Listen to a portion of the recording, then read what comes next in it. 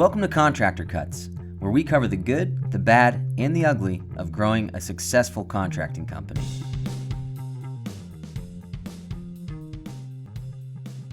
Welcome back to Contractor Cuts. My name is Clark Turner. I'm Jared Flo. Thank you for joining us again this week. So we are in part 2 of our Contractor Finances Series. What should you be looking at and how do I identify these things? Last week, we talked about big picture. How do I understand my profitability? How do I look at what profit percentage I need to be at? How do I categorize different expenses versus labor versus materials versus every the profit that we're trying to make? The information that's going to help you forecast and make goals and set your targets for the year. Yep, and we should be looking at that monthly, right? At least once a month, if not more.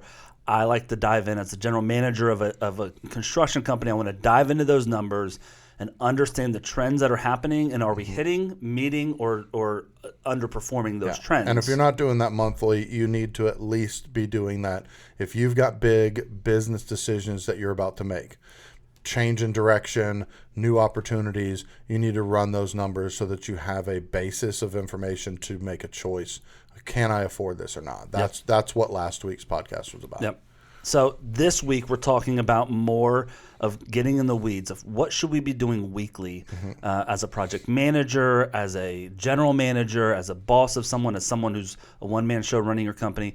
What should I be looking at every week to be able to manage the money well, to make sure that I'm staying ahead of it? Exactly. So this is really a two-parter for us. The first part of what you should be doing weekly is a project management level per job look, right? What's happened this week?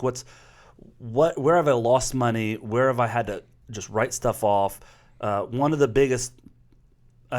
positives of having a general manager over a project manager is that you get a fresh set of eyes once a week on that job. Right. And that's what I love. We have, actually it's our head of construction that's looking at every single job once a week and saying, okay, Jared, let me look at this job. Hey, I see that you added a $300 cleaning line item, but you didn't charge the client. What's going on with that? Right. Well, we spilt paint and I had to do this, and this. Okay, well, who spilled paint? And so it gives us a spot to say, okay, we're losing money here. Should we back charge the sub who spilt the paint? Can we charge the client for the extra work? Why did we spend that? Oh shoot, we budgeted $3,000 for wood and you just put an order in for $7,000. Right. We didn't adjust the differences of the price. It's knowing your numbers from last week, the profit that you need to be able to hit to sustain as a company. What you're doing on a weekly basis is going in and verifying, am I staying in front of the profit that I need to be making on this job? Yep. Have I wasted money? Have I paid crews in front of what I've invoiced? Yeah. Right. Well, I think one of the flaws that I've also seen in guys we coach is they'll write off a job. Well, this job's just a loss. I'm upside down $3,000 on it. Mm-hmm. Well, let's just stay upside down $3,000. If you write it off and ignore it and let this fire burn, you're going to be upside down $7,000, then $8,000, then $9,000, which is $6,000 more. Mm-hmm. That now your other 3 jobs that were profitable are now break even because they're paying for this one lost job. So it's staying in. Getting your head out of the sand, as well as staying on top of your current jobs and looking at, okay, how are we staying at the profit percentage we're trying to hit? What did we miss? What did I not? Oh, there's a new thing that I could charge for. I'm going to talk to the client about this. It's a great reset, and we do that every Friday. Our head of construction meets with our project managers and goes through this and sits down and talks through these things with them, gives them support, gives them help. Yeah, has to be done weekly. Has to be managed. Don't just invoice what you estimated and then and spend what's needed and hope that it washes out at the end as a positive. Yeah, it won't. Well, you lose a company. I want to restate what you just said. It has to be done weekly. Yeah. I'll just do it. Once a month at the end of the month, we'll kind of do a recap of the thing.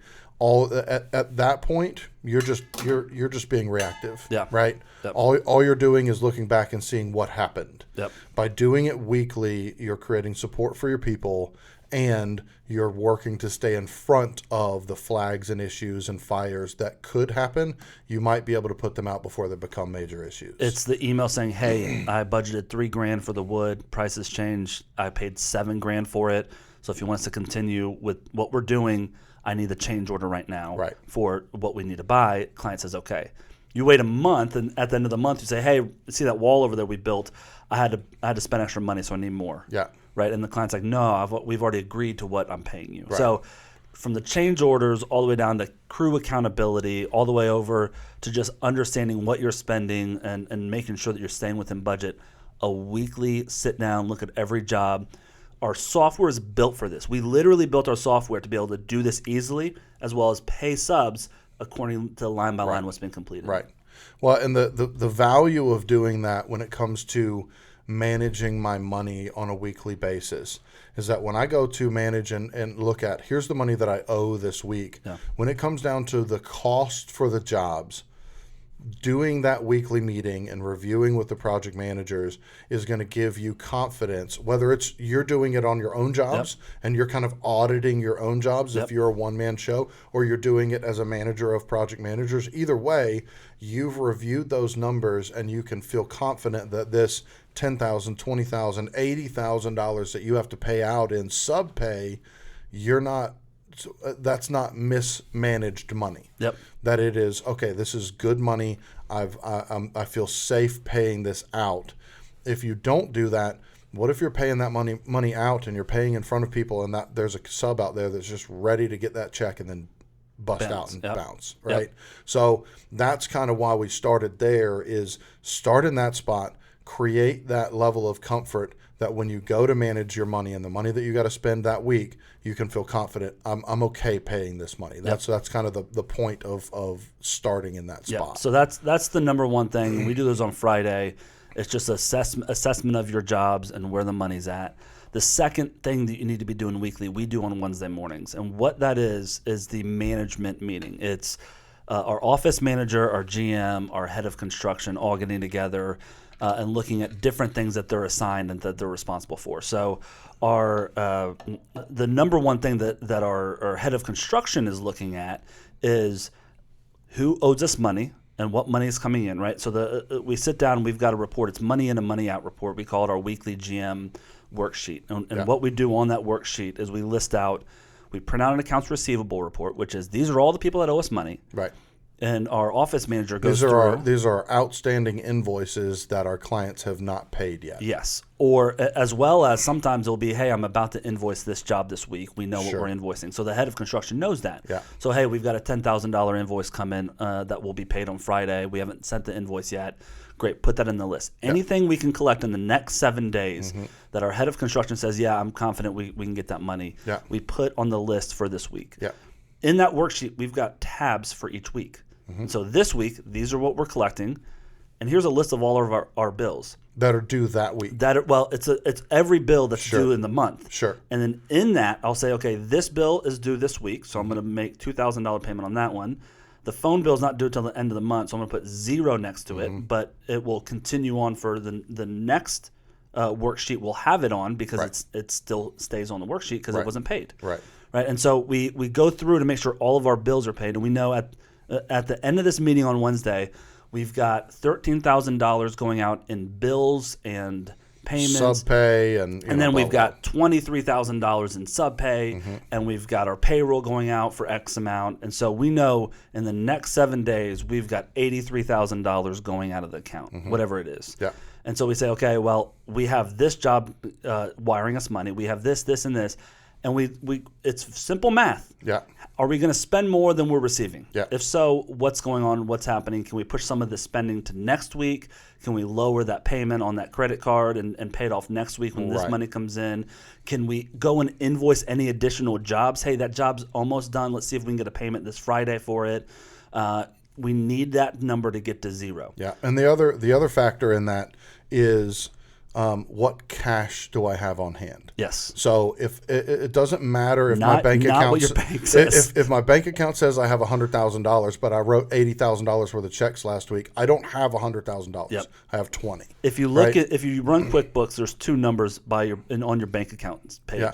There's a number that your bank account says, and there's a number that QuickBooks says. There's a QuickBooks balance and a bank balance. And that QuickBooks balance is, this is your bank balance minus these payments that are out in the mail right now. So that's the QuickBooks balance is the amount of cash that you have that is not allocated to anything else. Exactly. I can spend it to anything. So in that example, $100,000, $80,000 worth of checks last week. I have 20 grand left over.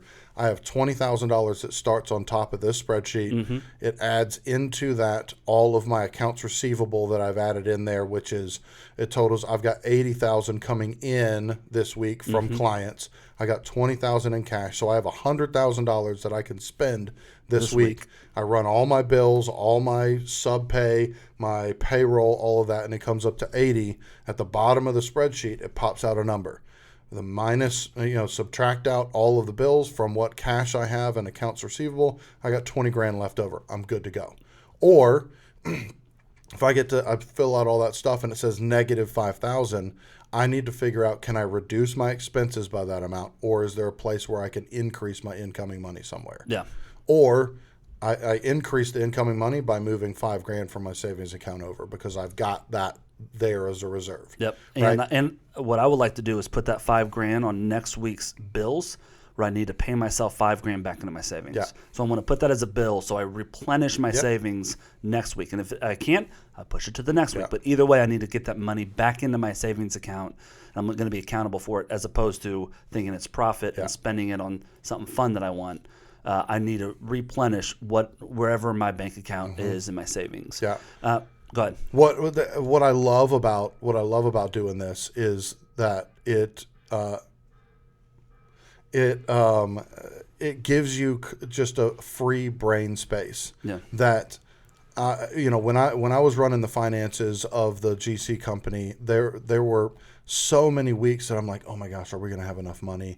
How are we going to pay all the bills? Blah, blah, blah, blah. And that's where this thing kind of started from. Yeah. How do we create some organization around this money so that I know I'm covered? Yeah. I've got enough money to make sure that my obligations to my subs, to my employees, to my clients, to the electric company, all of that stuff is going to be paid for. And it gives you the ability to see it in a spot.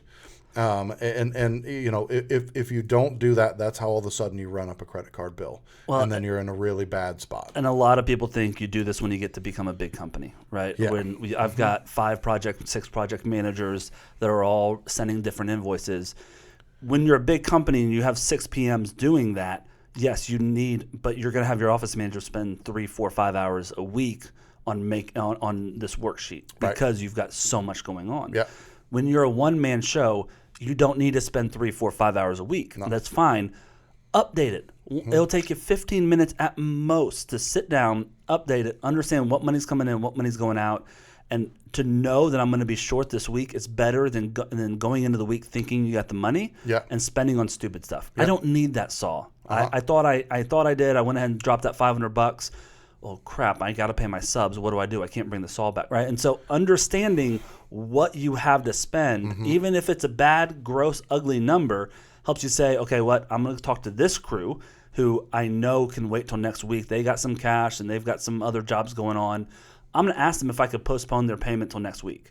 I'll throw them an extra $50 to wait till next week, whatever it is. And I can go and ask that crew or talk to that crew or push that crew's money because I just don't have the money. Yeah. But I know that, and I can have that conversation today as opposed to Friday. And Friday comes along, and that crew's ready for their money, and I'm like, well, I don't got it. Yeah. Right. And then there's an issue. And that's where contractors really shoot themselves in the foot with this is they get a $20,000 check from a client, and they're like, sweet. $20,000, and that thing that's been in the back of their head that they've been wanting to buy, whether it's a tool, a saw, a big dinner they want to go to, they're like, yeah, I just deposited 20 grand. Yeah. Of course I can buy this thing. And they end up spending money that they shouldn't be spending because they haven't organized their money and know what expenses are coming. And one of the other things that I love about this spreadsheet is that at the end of it, I can also look at next week.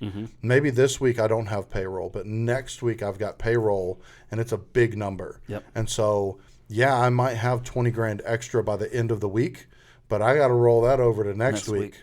Yep. So it helps you keep your own self accountable to the amount of money that you spend. Because if I see at the end of the week, I've got 20 grand extra that as the owner of the company, all the bills are paid. I got 20 grand.